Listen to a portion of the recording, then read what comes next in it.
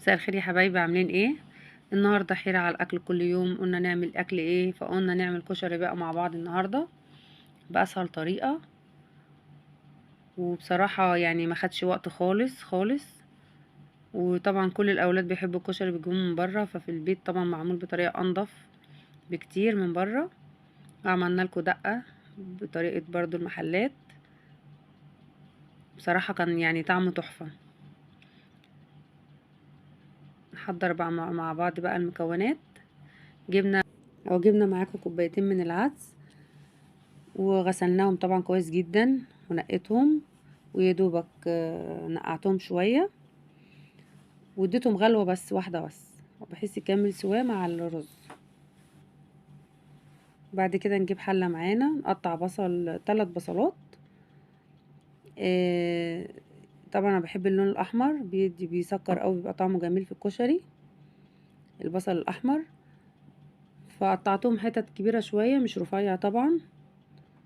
وطبعا قعدت اقلب فيهم شوية كتير، يعني ما على طول ايدي فيها عشان خاطر ايوه تبقى توصل معانا للون دوت. مبحبهاش متحمرة عن كده عشان خاطر ما تمررش معانا في الاكل. هنطلعها طبعا على طبق طبعا كده، على مناديل.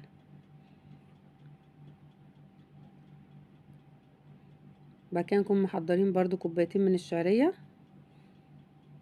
هنطلع طبعا كل الكمية ديت.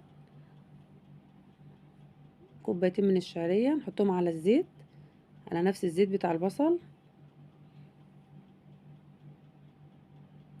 برضو نكون محضرين 3 كوبايات رز. ايوه وصلت معانا اللون ده كويس جدا. طبعا غسلاهم منقاهم وغسلاهم كويس جدا ومصفياهم. هقعد اقلب فيهم شويه كده كتير، بحيث يعني الميه اللي فيها تنشف خالص عشان ما يلزقش معانا. نجيب شويه ملح وشويه كمون، نقلبهم كويس جدا مع بعض. بعد كده نجيب العدس بتاعنا، كانوا محضرين ميه، هنقلبهم كويس. يا دوبك احط الميه 2 سنتي بس فوق الرز. وطبعا يغلي كويس جدا، واوطي عليه، اهدي عليه النار خالص لحد ما بيتشرب خالص كده. خلاص تمام معانا.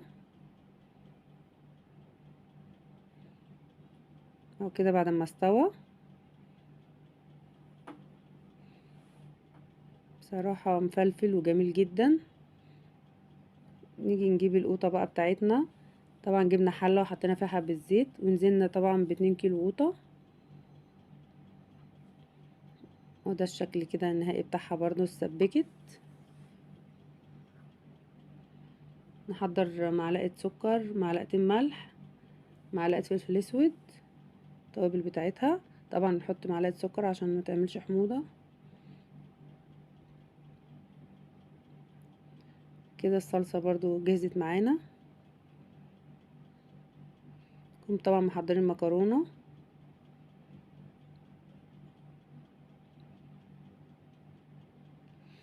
مية غليت بتاعة المكرونة. انا بحب اعملها بمكرونة سباكيتي ومكرونة صغيرة مرمرية.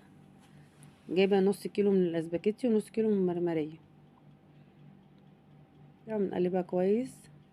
طبعا نص سلقة، سلقة بسيطة، يعني ما بخليهاش يعني ايه، مستوية قوي. او ده الشكل النهائي بتاعها. طبعا بعد ما صفيناها، حبة ملح، تقليبة بسيطة كده. طبعا جبنا حلة حطينا فيها حبة زيت، وبعد كده نزلناها عليها. نيجي بقى نعمل الدقة بتاعتنا. جبنا حلة صغيرة حطينا فيها حبة زيت صغيرين، ونص معلقة من الثوم، كنت مفرزاه برضو عندي.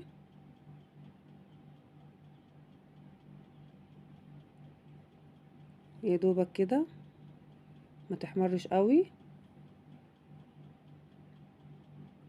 ايوه كده مظبوط. نجيب معلقة ملح، معلقة كمون، ريحتها كانت تحفة. طبعا نجيب شوية، نحط قد معلقتين كده 3 خل. بس كده. نكون محضرين الليمونه يا دوبك تغلي، نعصرها الليمون عليها. نكون محضرين كوبايتين من الميه، عصرنا الليمونه اهي عليها. نحط عليها كوبايتين ميه،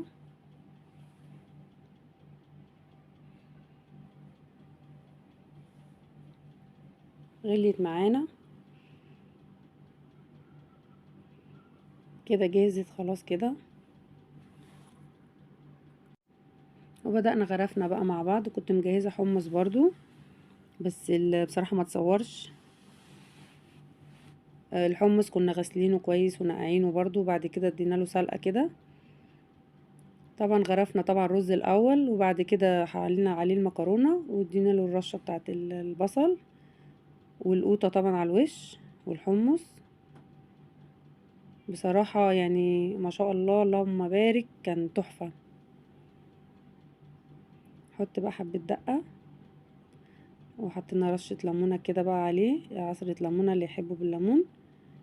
ده الشكل النهائي بتاعه، وبألف هنا.